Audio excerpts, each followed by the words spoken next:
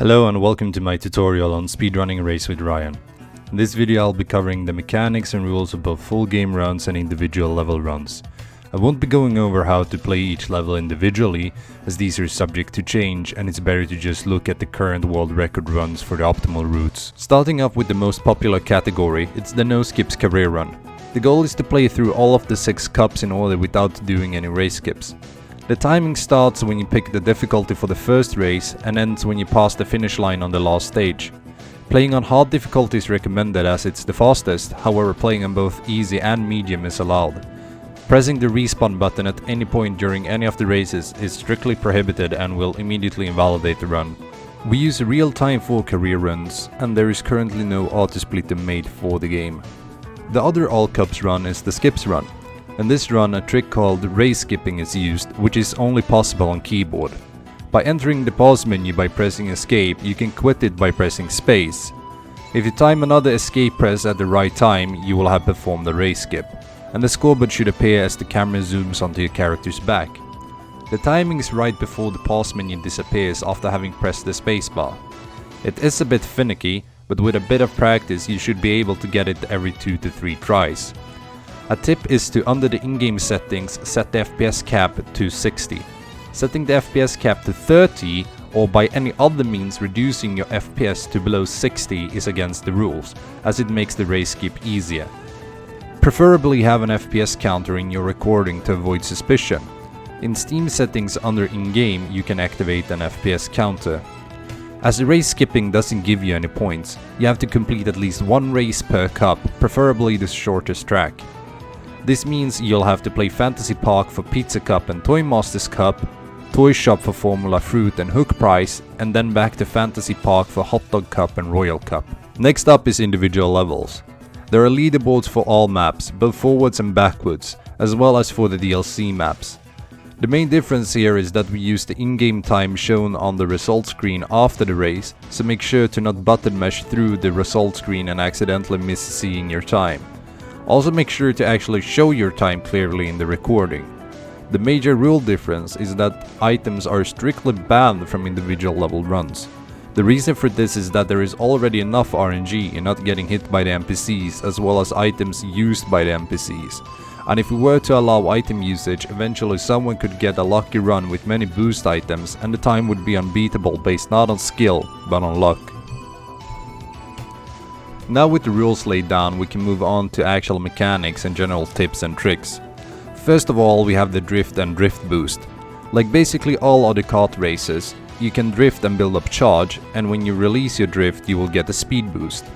The speed boost is the same regardless of how long you drift for, however the amount of time you're in the boost state is dependent on how long you drift. The amount of boost time is not continuous compared to the time drifted, but rather discrete. These discrete points are not known as of the making of this video, and there is no in-game indicator of how much boost you've stored up. However, you will very quickly pick up a feel for how long you need to drift to reach the maximum boost. It is in general better to build up longer boosts than to do many short ones. Also to keep in mind is that trying to boost whilst already boosting won't work, and your second boost will simply be wasted. It is also not possible to drift whilst airborne, and your character will just release any boost you may have stored up from drifting. If you're hit by an item or cause obstacle when drifting, your character will release any charge and recover from the hit much faster. There is also a boost you can do at the start of every race. By holding down the acceleration button when the countdown reaches 2, you will start the race with a speed boost. If you're early, you'll spin out, and if you're late, you will simply gain a smaller boost. The only other real tech is something called trick boosting or spin boosting, and is performed by pressing the drift button right before going off any ledge or ramp. This will give you a small speed boost and is mostly useful in places where you otherwise wouldn't have enough time to actually build up a boost. It is also possible if you're fast enough to chain these together for a slightly longer boost. Trick boosting can also be used when you're already boosting, and if you land after your previous boost has ended, you will get the trick boost. It is recommended to properly train this tech before doing a proper run. Moving on to some other tips and tricks, let's start off with items. Items are a bit weird in this game. For example, the shield only blocks things from the side, so any object or obstacle directly above you or under you will not be blocked. This means you cannot drive over glue or toxic waste no matter what in a race. Eggs can be used to clear all non-respawning course obstacles, such as the bouncing blobs in Fantasy Park. The hamburgers are probably the most useful item in the game, as they can be used for both offense and defense. They can protect you from anything the shield can as well, except for the paper planes. The two most used characters are Pizza Ryan due to his small size and Red Titan Ryan due to better grip. In general, Red Titan Ryan is considered better as it's much easier to keep control when drifting around corners with him. There is a tailgating boost, and it being charged is indicated by these grey rings around your character. However, this is basically useless as you'll always be way ahead of all other NPCs in a speedrun. Since all moving objects start moving as soon as you load into the level, waiting on the pre-race screen for a short while can be beneficial for IL runs. For example, the current Toy Shop IL world record waits until this point before starting the race to make sure all doors are in better positions in a flawless run. This, however, is not a viable strategy for full game runs, as you lose time getting into the race and the timings usually depend on having a perfect race.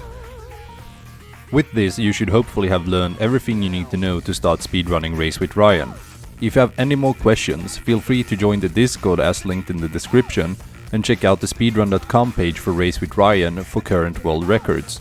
Thanks for watching, and as always, remember to use the magic skill.